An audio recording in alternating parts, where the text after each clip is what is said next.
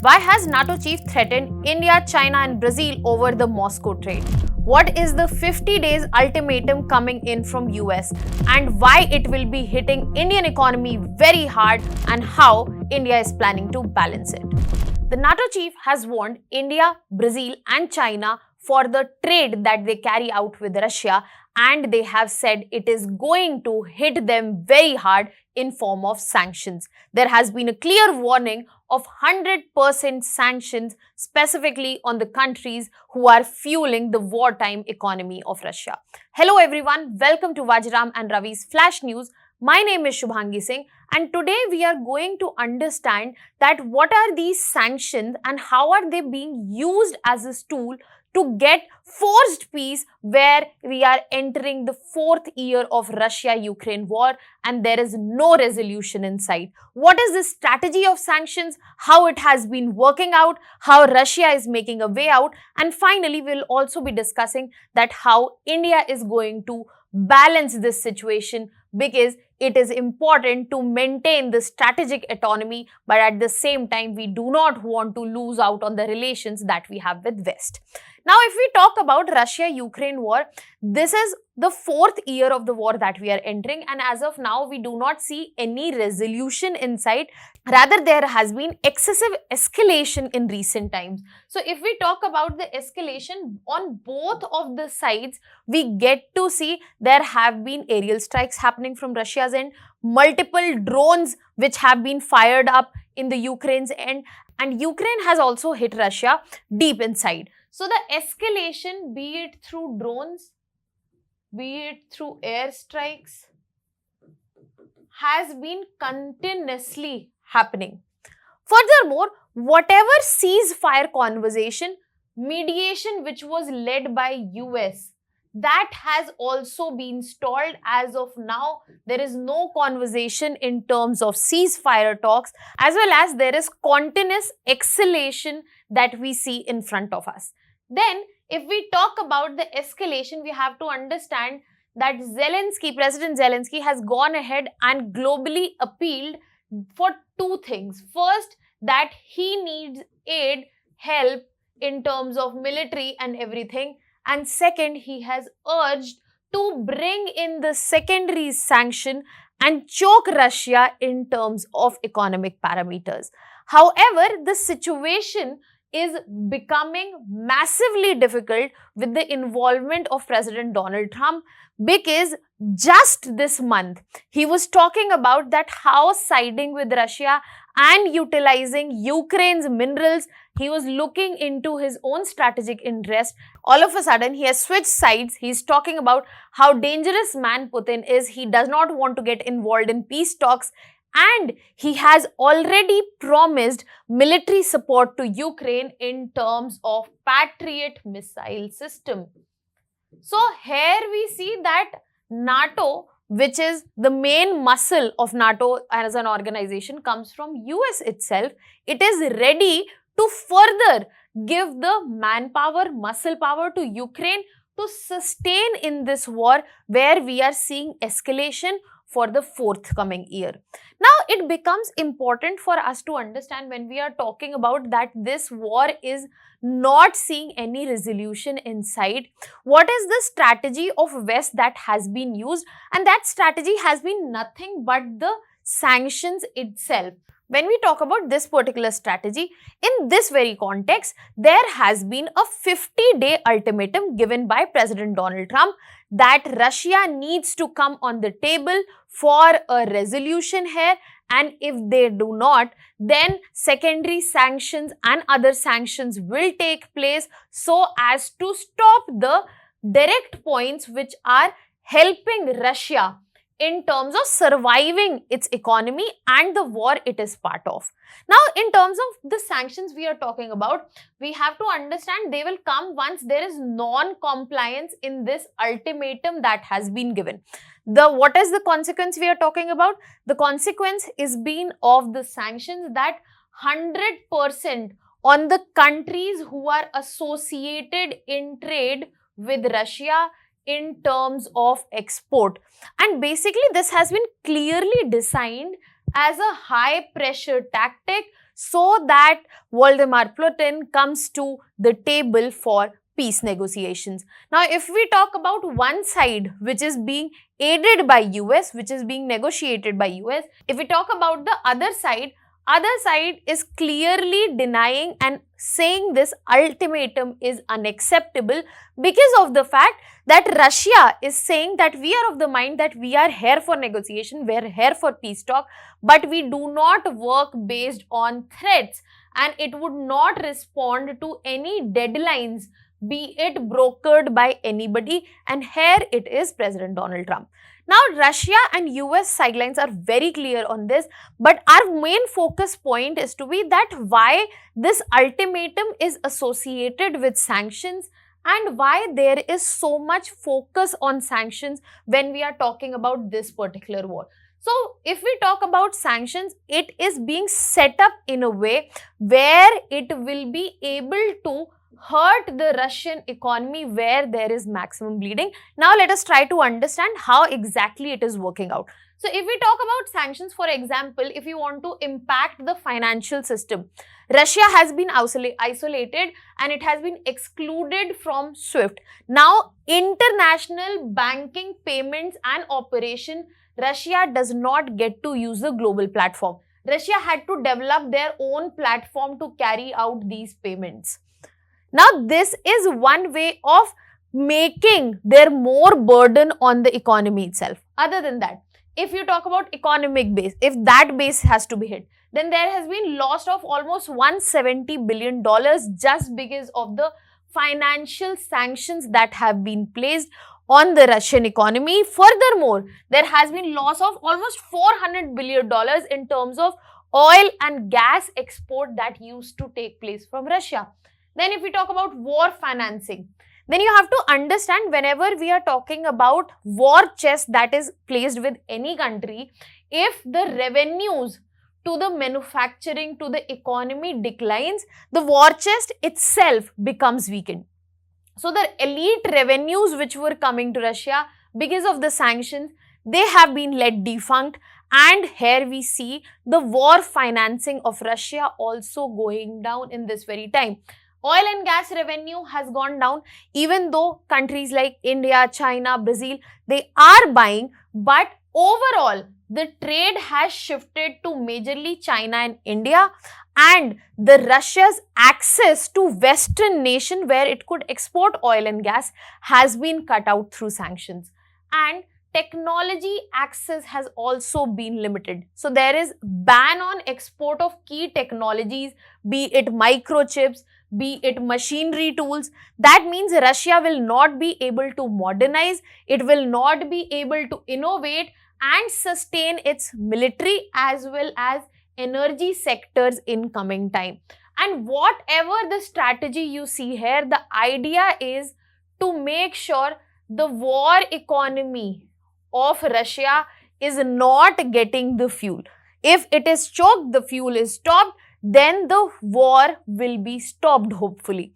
And this is the simple plain strategy that is in front of us. Now in this particular conversation itself, the question has been on secondary sanctions that NATO chief has warned of, that there will be secondary sanctions on the countries who are trading specially with Russia.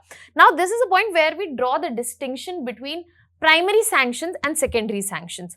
So when we talk about simply in terms of definition, when we are talking about primary sanction, they are directly placed in terms of economic restriction on the given country or the entity. Here that entity is Russia.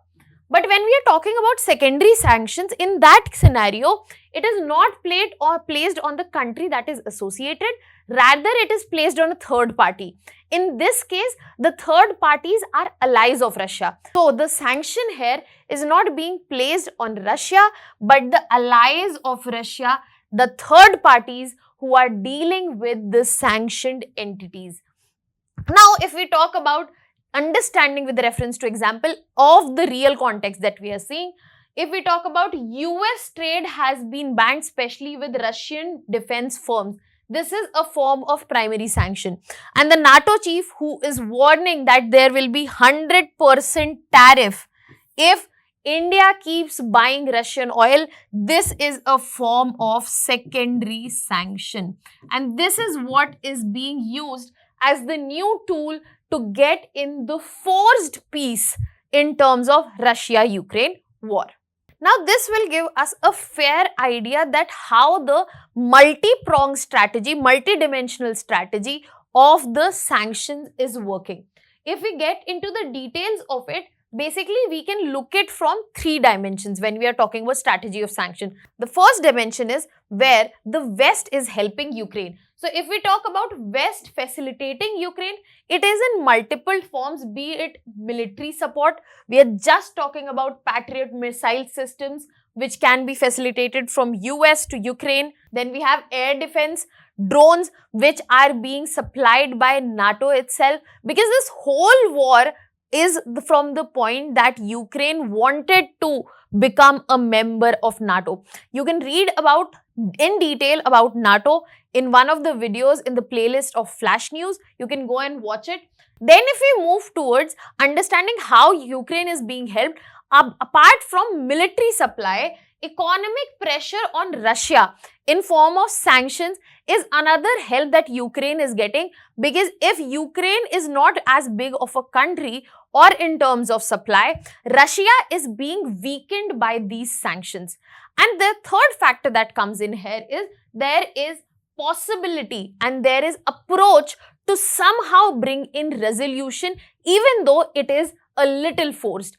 When we talk about US-led mediation, we clearly understand that some amount of force is involved here, and definitely all sorts of pressure mechanisms are being used, be it deepening Russia in economic chaos is another one that we see.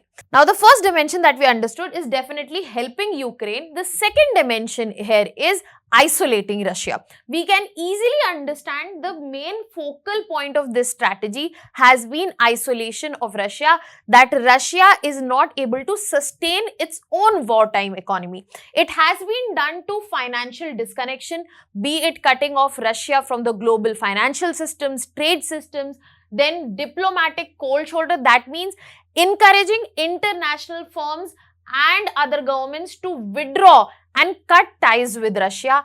And there has also been focus on global reputation damage. The fact that Putin's Russia is being clearly treated as a pariah state is the fact that we are working, the West is working on isolating Russia so that Russia gets to at least focus on the fact that they would need to end the war to come back as a country which is alive economically.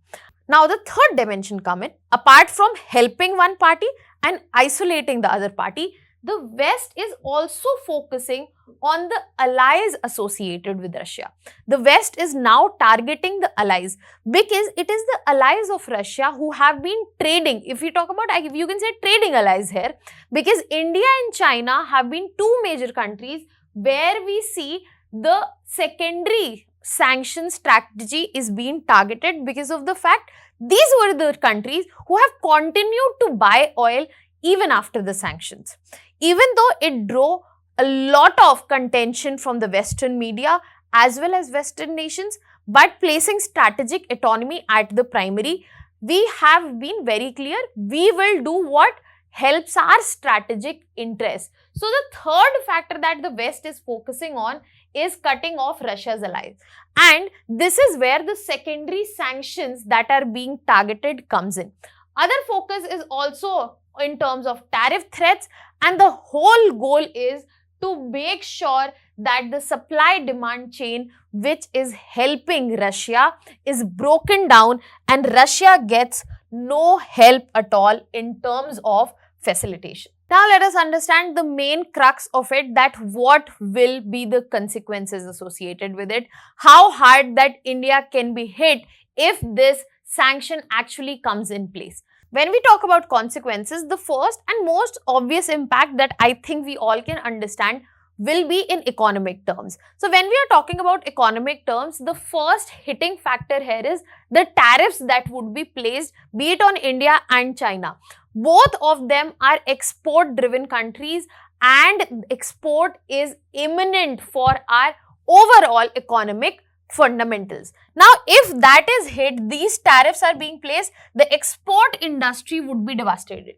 Second, when we are talking about energy security, wherein the Russian discounted crude oil is an important part. We are heavily buying, India and China both, they are heavily buying Russian crude oil and we are heavily dependent on it. If this is not there, then not only energy security is in question, but we would have to give higher cost from buying it when we will be buying it from other West Asian countries, and it will come out to be costlier for us because we have sanctions on us. And secondly, the discount that we are getting is only applicable to Russia because Russia has sanctions placed on them. That is the only reason that they are giving discount their trading allies who are existing now. And this will also lead to a strategic dilemma. What is that strategic dilemma? When we talk about strategic dilemma, it would be about how to balance this situation geopolitically, because India is associated with the West and they have to focus on balancing national interest. We are buying Russian crude oil to balance our national interest. It is in our strategic interest because we are dependent in terms of oil, import dependent, and also we are getting a discount here. Now, so national interests, they have to be balanced with global pressure. Also, there has to be a proper balancing act because we are associated with West and the main muscle power of West in multiple forums such as Quad, such as G20, and it becomes important for India, such a global leader, rising global leader, to make sure that they are able to set in such ways where they are able to navigate in terms of strategic national interest, strategic autonomy, also the global alignment, global peace, which is looking forward to. And further, the upcoming economic fallout will be seen in terms of the trade agreements that are being discussed. If the West decides to isolate Russia's allies, the trade agreements, be it US and India's trade agreement, they will also suffer huge setbacks. Now, these would be the main consequences that we would be seeing. I will leave you with a question here. What do you think will be India's stand in coming times in the terms where NATO has gone ahead and warned India, US president has given a 50-day deadline to Russia? How do you think India will take a strategic stance and what will it be? That was all from my side. Thank you so much.